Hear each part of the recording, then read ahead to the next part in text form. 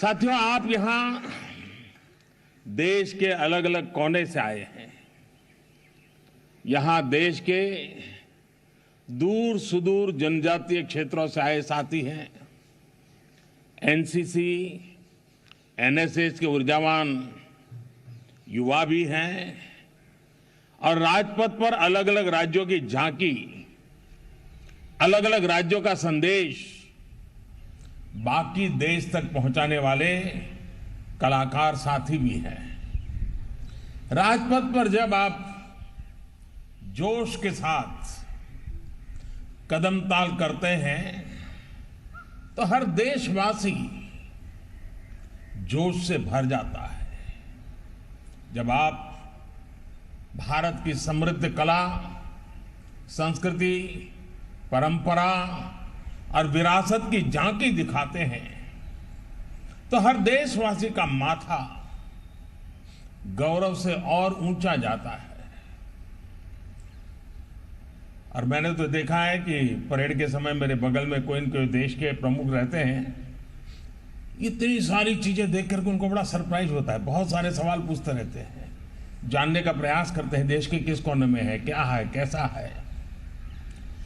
जब हमारे आदिवासी साथी राजपथ पर संस्कृति के रंग बिखेरते हैं तो संपूर्ण भारत उन रंगों में रंग जाता है, झूम उठता है। गणतंत्र दिवस की परेड भारत की महान सामाजिक सांस्कृतिक विरासत के साथ ही हमारे सामरिक सामर्थ्य को भी नमन करती है।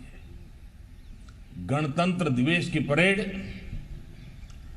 दुनिया के सबसे बड़े लोकतंत्र को जीवंत करने वाले हमारे संविधान को नमन करती है। मैं आपको 26 जनवरी को बेहतरीन प्रदर्शन के लिए बहुत बहुत शुभकामनाएं देता हूं। आपसे एक आग्रह भी है। अभी दिल्ली में ठीक ठाक ठंड पड़ रही है।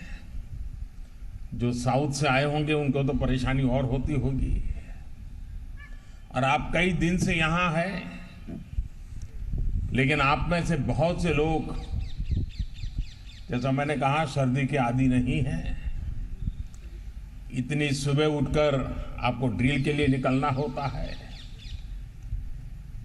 मैं यही कहूंगा कि आप अपनी सेहत का ध्यान जरूर रखिएगा। साथियों, इस वर्ष हमारा देश अपनी आजादी के 75 वर्ष में प्रवेश कर रहा है।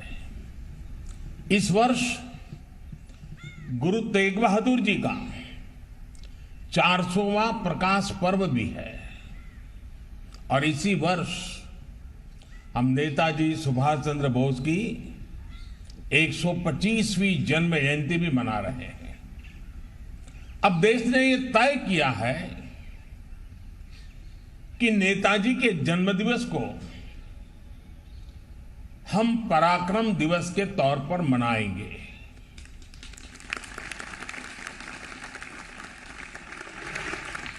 कल पराक्रम दिवस पर मैं उनकी कर्मभूमि कोलकाता में ही था। आजादी के 75 वर्ष, गुरु तेग बहादुर जी का जीवन, नेताजी का शौर्य, उनका हौसला, ये सब कुछ हम सभी के लिए बहुत बड़ी प्रेरणा है। हमें देश की आजादी के लिए अपना सर्वस्व न्योछावर करने का अवसर नहीं मिला, क्योंकि हम में से अधिकतम लोग आजादी के बाद पैदा हुए हैं। लेकिन सर्वस्व न्योछावर करने का मौका नहीं मिला। लेकिन हमें देश ने अपना सर्वश्रेष्ठ अर्पित करने का अवसर जरूर दिया है। हम जो भी देश के लिए अच्छा कर सकते हैं, भारत को मजबूत बनाने के लिए कर सकते हैं, तो हमें करते ही रहना चाहिए। साथियों, ये गणतंत्र दिवस की परेड की तैयारियों के दौरान आपने भी महसूस किया होगा कि हमारा देश कितनी विविधता से भरा हुआ है।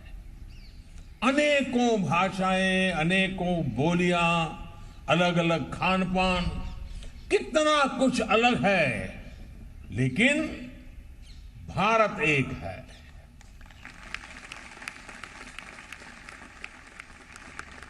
भारत यानी कोटि कोटि सामान्य जन के खून पसीने, आकांक्षाओं और अपेक्षाओं की सामूहिक शक्ति।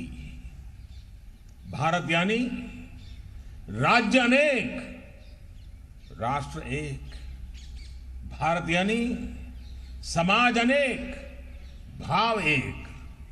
भारत यानी पंथ अनेक, लक्ष्य एक। भारत यानी रिवाज अनेक, मूल्य एक। भारत यानी भाषाएं अनेक, अभिव्यक्ति एक। भारत यानी रंग अनेक, तिरंगा एक।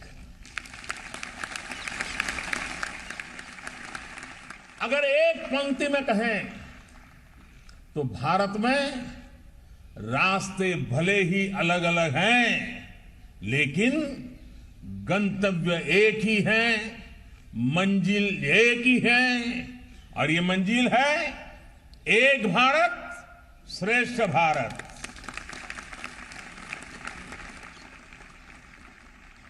साथियों, आज एक भारत श्रेष्ठ भारत की यह शाश्वत भावना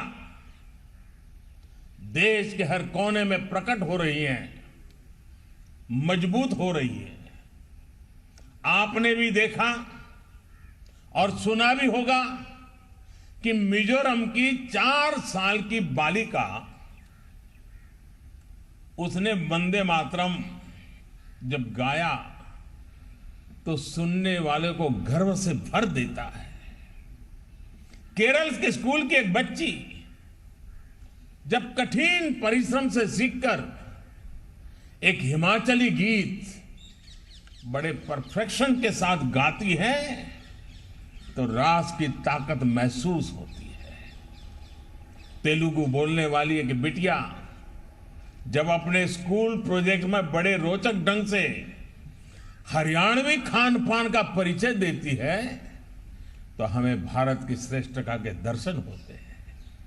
साथियों, भारत की इसी ताकत से देश और दुनिया को परिचित करने के लिए एक भारत श्रेष्ठ भारत एक पोर्टल बनाया गया है। और आप तब तो डिजिटल जनरेशन वाले हैं तो जरूर जाइएगा।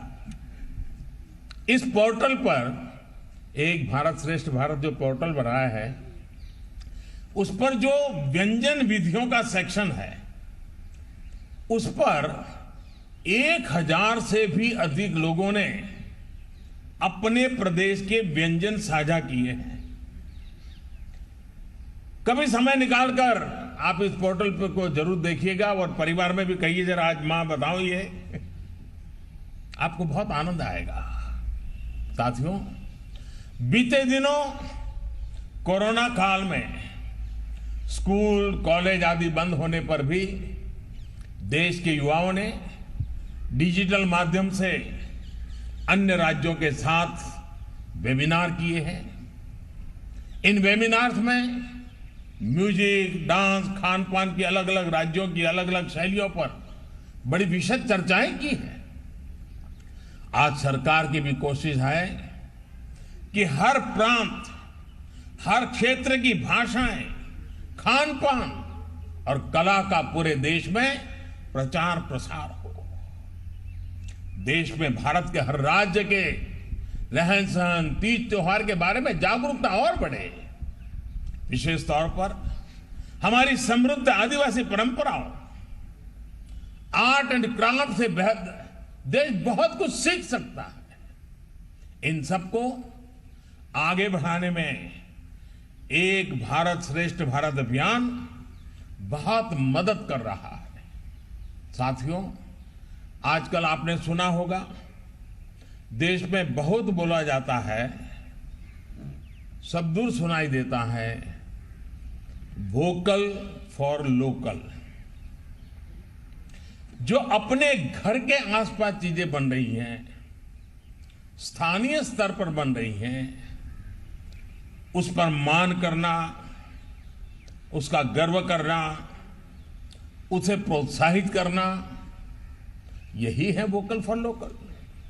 लेकिन ये वोकल फॉर लोकल की भावना तब और मजबूत होगी जब इसे एक भारत श्रेष्ठ भारत की भावना से शक्ति मिलेगी। हरियाणा की किसी चीज की संबंध में मैं तमिलनाडु में रहता हूं, मुझे गर्व होना चाहिए। केरल की किसी चीज का मैं हिमाचल में रहता हूं, मुझे गर्व होना चाहिए। एक क्षेत्र के लोकल प्रोडक्ट पर दूसरा क्षेत्र भी गर्व करेगा, उसे प्रोत्साहित करेगा, तभी लोकल प्रोडक्ट की पहुंच देश भर में होगी। उसमें एक ग्लोबल प्रोडक्ट बनने की ताकत पैदा होगी। साथियों, ये वोकल फॉर लोकल, ये आत्मनिर्भर भारत अभियान, इनकी सफलता आप जैसे नौजवानों पर टिकी हुई है। और आज जब मेरे सामने एनसीसी और एनएसएस के इतने सारे नौजवान हैं, उनको तो शिक्षा दीक्षा शिस्त सब यही दिया जाता है। मैं आज आपको एक छोटा सा काम देना चाहता हूं, और देश भर के हमारे एनसीसी के नौजवान मुझे जरूर इस काम में मदद करेंगे। आप एक काम कीजिए, सुबह उठ करके रात को सोने तक जिन चीजों का आप उपयोग करते हैं, टूथपेस्ट हो, ब्रश हो, कंघा हो, कुछ भी, घर में एसी हो, मोबाइल फोन हो, जो भी, जरा देखिए तो कितनी चीजों की आपको जरूरत होती है दिन भर में, और उसमें से कितनी चीजें हैं जिसमें हमारे देश के मजदूर के पसीने की महक है, कितनी चीजें हैं जिसमें हमारे इस महान देश की मिट्टी की सुगंध है।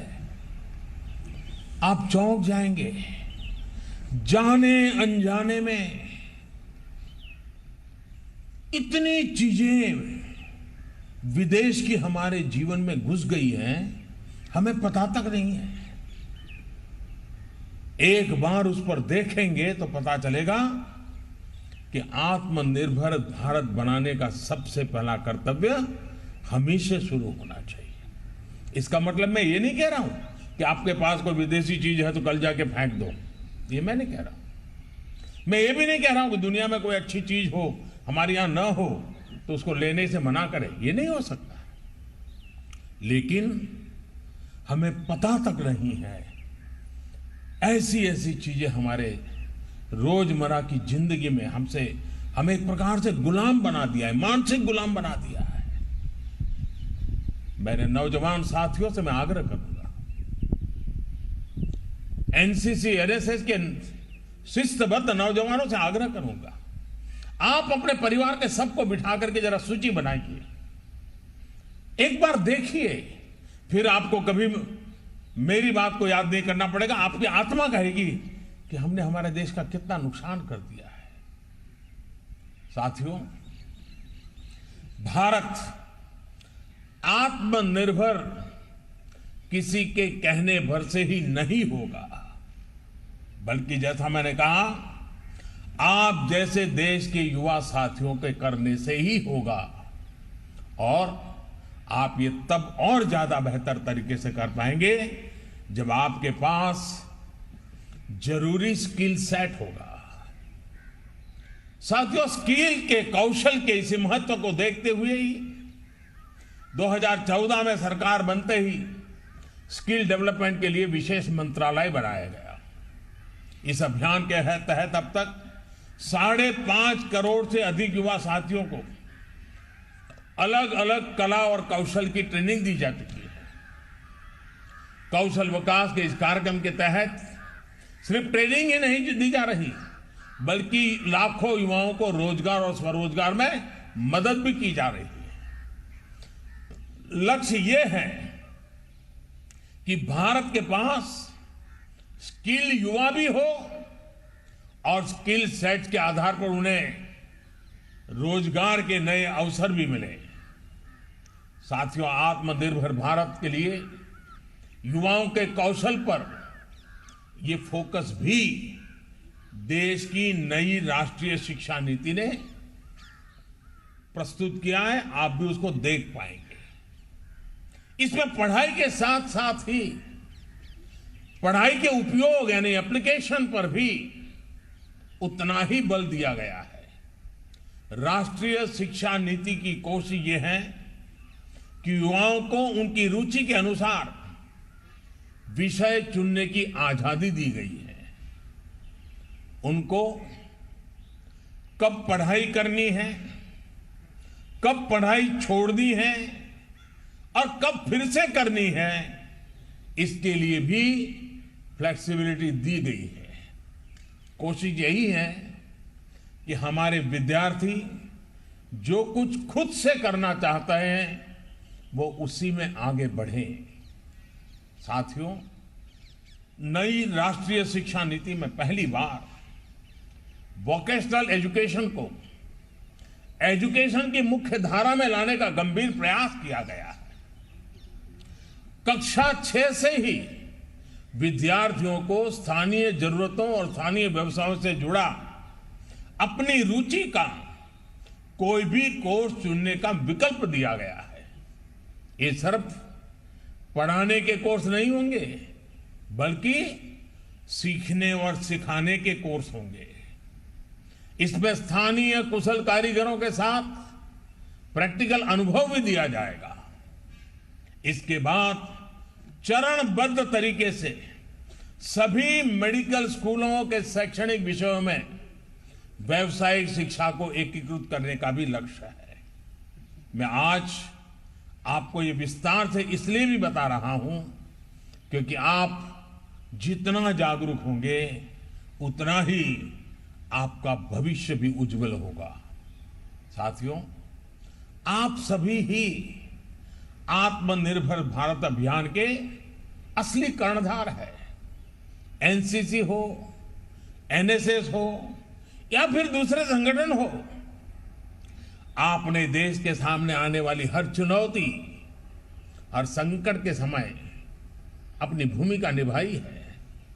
कोरोना काल में भी आपने जो काम किया वॉलंटियर्स के रूप में, उसकी जितनी प्रशंसा की जाए वो कम है। जब देश को, शासन प्रशासन को सबसे अधिक जरूरत थी, तब आपने वॉलंटियर्स के रूप में आगे आकर व्यवस्थाएं बनाने में मदद की। आरोग्य सेतु ऐप को जन जन तक पहुंचाना हो या फिर कोरोना संक्रमण से जुड़ी दूसरी जानकारियों को लेकर जागरूकता, आपने प्रशंसनीय काम किया है। कोरोना के इस काल में फिट इंडिया अभियान के माध्यम से फिटनेस के प्रति अवेयरनेस जगाने का आपका रोल महत्वपूर्ण रहा है। साथियों, जो आपने अभी तक किया उसको अब अगले चरण पर ले जाने का समय आ गया है। और मैं ये आपसे इसलिए कह रहा हूं क्योंकि आपकी पहुंच देश के हर हिस्से, हर समाज तक है। मेरा आपसे आग्रह है कि आपको देश में चल रहे कोरोना वैक्सीन अभियान में भी देश की मदद करने के लिए आगे आना है। आपको वैक्सीन को लेकर सही जानकारियां देश के गरीब से गरीब और सामान्य से सामान्य नागरिक को देनी है। कोरोना की वैक्सीन भारत में बनाकर भारत के वैज्ञानिकों ने अपना कर्तव्य बखूबी निभाया है। अब हमें अपना कर्तव्य निभाना है। झूठ और अफवाह फैलाने वाले हर तंत्र को हमें सही जानकारी से परास्त करना है। हमें याद रखना है कि हमारा गणतंत्र इसलिए मजबूत है क्योंकि ये कर्तव्य की भावना से संकल्पित है। इसी भावना को हमें मजबूत करना है। इसी से हमारा गणतंत्र भी मजबूत होगा और आत्मनिर्भरता का हमारा संकल्प भी सिद्ध होगा। आप सभी को